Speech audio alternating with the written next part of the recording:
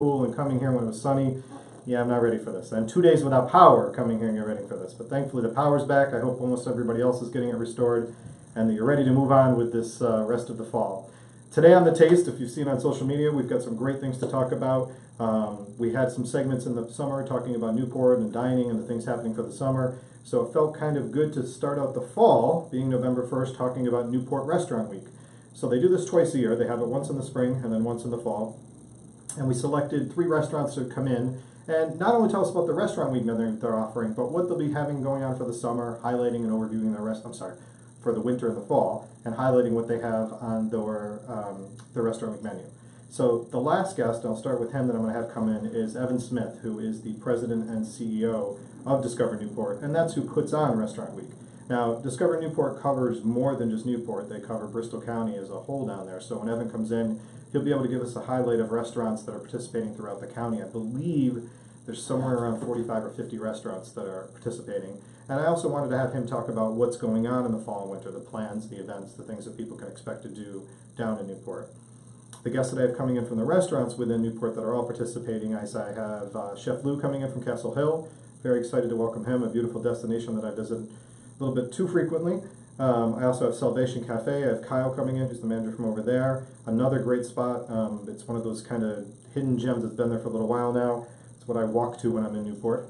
And then I also have Gaslamp Grill, another great spot right in the center there of Newport coming in, and I got Sandy Brito coming in from Gaslamp. So 3 great restaurants, beautiful destinations, and we'll be able to find out everything that's going on with them, plus here what you can enjoy for the whole Restaurant Week celebration they have coming up.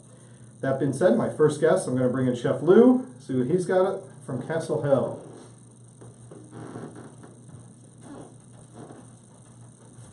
Hello, I've got your glasses on. Put those in there. Hey, Chef. Hey, how we doing? Look at this. This is what's smelling so good. We always have to worry about the aromas in here, and I'm always starving before I come on the show, so we got to start with this because this is absolutely, the smell's driving me crazy. But thank you very much for coming. Yeah, my pleasure. Thanks for having us. What do we got here? So this is actually something we're featuring on our Restaurant Week menu for lunch. So it's a house-made andouille sausage and smoked chicken gumbo. So my predecessor, Carson Hart, came from Baton Rouge, Louisiana, so I learned quite a bit of Cajun and Creole techniques from him. So, nice. You know, it's a perfect thing to warm you up on a day like today when it's a little cold and gloomy out. Absolutely, and the good-sized pieces, too. The sausage and the chicken in there are amazing. Yeah, so the sausage is really kind of the highlight of this one. We actually start with whole pigs that we buy from Anne-Marie over at Blackbird Farm. Oh, we love Anne-Marie. We had her on a few weeks ago. Yeah, she's fantastic. Yep. So we get those whole pigs in and we break them down, and then we season our sausage mix, grind it, case it, and then it's actually hot smoked and then aged for about 3 or 4 days so that all those flavors really get a chance to melt together nicely. But that's amazing. Yeah. So Chef, that kind of segues into a good point on your menu, and you just brought up Anne-Marie from Blackbird. Can you kind of give us an overview of Castle Hill's menu, because you have this evolution, and it is more or less a seasonal evolution, I think, right? Yeah, exactly. So we definitely like to think of our cuisine as really ingredient driven. You know, that's really where we start, because I think if you start with something great, then it makes my job much easier as a chef. So we actually, you know, we work with tons of farmers in the state around, but even in Massachusetts and Connecticut as well. And this past year, we actually expanded our greenhouse and our garden program as well. So we're growing more and more on site every year, and just trying to get as close to the origin of where those ingredients are coming from. So the locally sourced component, like you said, you have the greenhouses on property, and those have kind of even gotten bigger from what I understand when I've been out there. They've grown over time. So working with people like Anne-Marie and Blackbird and that stuff, are you guys kind of looking all around to see where you can get? I mean, sourcing locally now can be from all New England. So. Right. Well, it's definitely been easier now than it was years ago. We work with this network, Farm Fresh Rhode Island. It's a nonprofit here in the Providence area, but they do just a fantastic job getting farmers in front of chefs. I've always found that that's one of the hardest parts a lot of times, because chefs are busy in the kitchens and farmers are busy on the farms. So and different hours too. Exactly. Exactly. So they just do a great job marketing those farmers and getting those names in front of us so that we can kind of know who's out there. So with the menu that's coming up now, before we get into your Restaurant Week menu, talk to us about the menu that's launching for this fall and winter season that you've got coming up. Yeah, so the last month or so has been really exciting. It's one of my favorite times of year because we're still kind of hanging on to some of those summer ingredients, you know, like the corn, for example, that gets really, really sweet this time of year, but also moving into some of the fall produce. So we're getting some of those root vegetables, lots of squashes, pumpkins, that sort of stuff. So that menu, does the size change based on the seasons? Like how many entree selections you have, how many appetizers? Does that end up changing? No, it stays about the same. So we do 6 appetizers and 6 entrees in the dining room at night.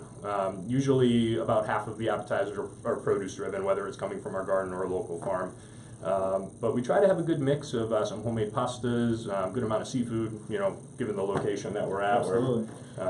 So now, if you haven't been to Castle Hill, first of all, I don't know where you are in Rhode Island, but you have to get out to Castle Hill if you haven't been out there. But from a visual perspective, it's a little bit of a drive to go out, and you're literally heading along Ocean Drive out there to get, and either way you end up on Ocean Drive one way or another to get out to Castle Hill in the water. But Chef, can you paint a little bit of a visual? Because I have a favorite part that I'd like to highlight, but I want to let him highlight the restaurant, and because there's a summer setup, there's a fall and winter setup that you have, but can you kind of highlight a visual of how the restaurant is set up at the end? Yeah, what's so great about it is you kind of feel like you're on your own oasis. So you drive up Ocean Drive, and we're actually set on a 40-acre peninsula that juts right out into Narragansett Bay. And one of the more iconic things we're known for is the Lawn Restaurant, which is open Memorial through Columbus Day.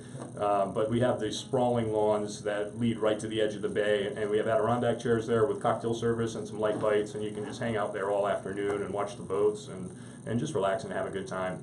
And then we're moving into now, obviously this time of year, it's a little bit more indoors, given the weather. Right. I think it's one of the more overlooked times to actually come to Castle Hill because it's just so peaceful and quiet, and once we light the fires in the wood fireplaces, and you just hang out in the lobby, grab a good book, and just relax. The atmosphere and the views don't change. I mean, it's there no matter what the season. If anything, there's a little more warmth, like you just said, with the fireplaces and being able to sit inside, still stroll up to the windows, stroll outside. The atmosphere is just, the surroundings are absolutely gorgeous.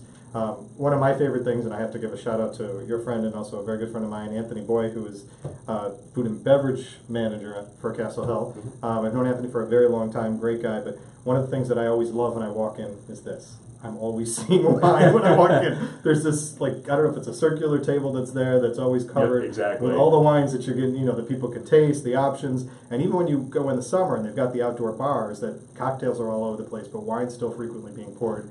And it automatically gives you this sense of comfort that you know that somebody's going to be able to recommend something good to you. Chef, how important is that wine and that spirits program to your menu conceptions? Well, it's huge. We really try to look at the whole dining experience, full circle, and I think great food is just enhanced by great beverage pairings. So what we actually brought today to go with this gumbo here is the Donhoff Riesling. Why I chose this was there's a lot of richness in this dish, so there's a little bit of acidity, which kind of cuts through some of the fat in that sausage and that gumbo. But it also has kind of a slightly sweet finish, which complements the heat nicely in the dish. See, and that's an awesome description because a lot of people would have normally thought that this would have to go with a red. Right. To do that. Right. All right, we're going to try a little bit of this Riesling when we talk some more here. Yeah, absolutely. I have to toast with the chef. I made him drive all the way over the bridge to Newport. Everybody today is amazing. We were joking around that all my guests today made it in quicker than my guest that I have from Providence. Cheers, chef. Cheers.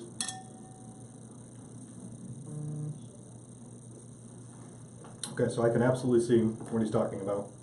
When I try the chicken afterwards with the sausage, you all know, I'll send out a picture of that. So, Chef, let's talk about 2 other things before we get to the restaurant menu. We'll kind of end with that. But tell us about the special events at Castle Hill. It's one of the things that people talk about worldwide. Tourists that come in, you throw an abundance of weddings, but also corporate events coming out there.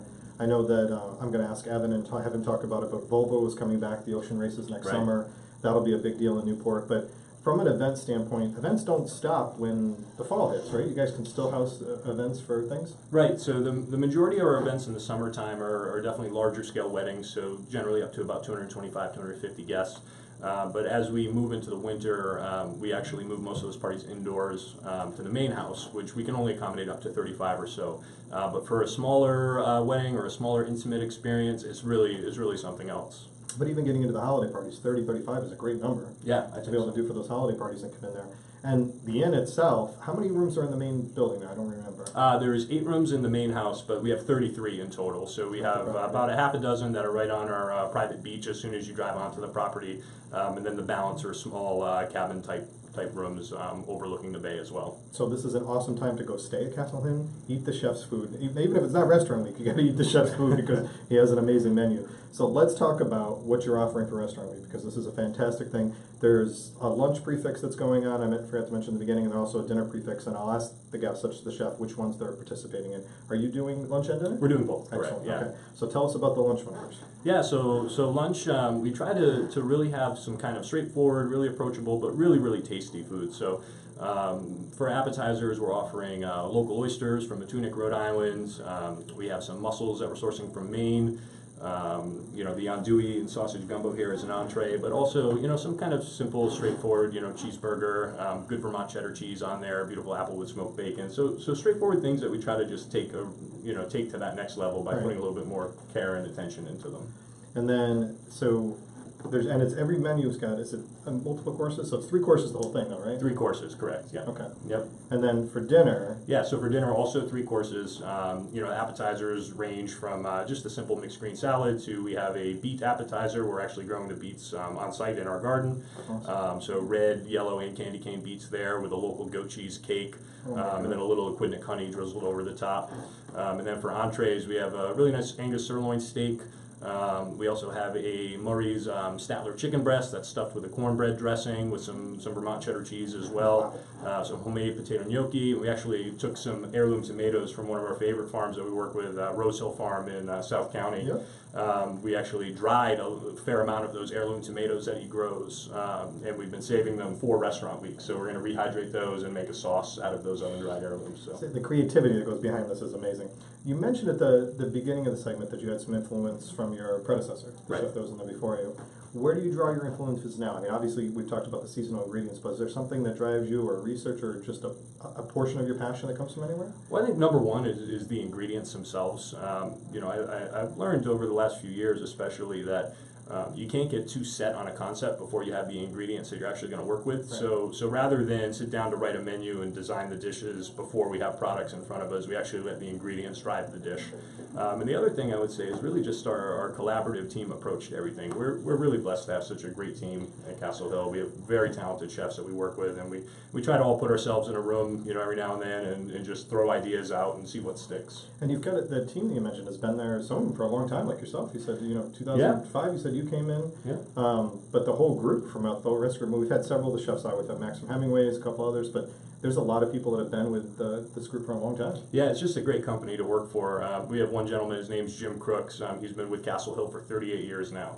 So he does all of our chowder, our lobster hash. He actually makes the gumbo as well.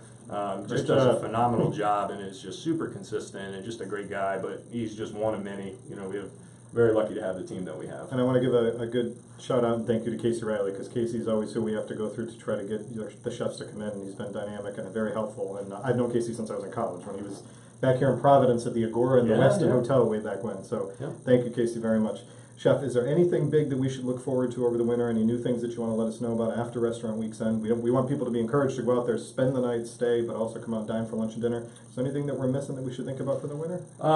Definitely the Thanksgiving holiday celebration that we do. We do a really nice buffet, some really nice traditional stuff, but we're getting our turkeys from Helger's Farm over in Tiverton, and just really trying to do a good job and bring that ingredient-driven cuisine to that holiday. Also, if anybody's going to be in the New York area in January, we're participating in a dinner at the James Beard Foundation home in January 18th. So tickets will be going on sale for that in the upcoming weeks, and that's something we're really looking forward to. That's fantastic. I hadn't heard about that. So January 18th, James Beard House in New York participating in. And I just got one last question to close you out. I just had someone ask me about New Year's Eve and New Year's Day. Are you doing things for New Year's Eve and New Year's Day? We are. So on New Year's Eve, we're doing a Capodanno celebration. So it's an Italian New Year celebration. Awesome. So we have a 5-course prefix menu with a champagne toast at midnight. And then the following day, we're doing a brunch around the theme of the hair of the dog. So it's kind of, the idea is some things to kind of wake you up and get you moving to start the new year off. I might need that. I like that a lot. Well, Chef, thank you. You brought in a dish that's amazing. You educated us, of course, and that announcement of James Beard, we'll make sure we highlight that some more for you. That's fantastic to have you participating in that. But thank you very much for coming in and joining us today. Thanks for having me. Awesome. All right.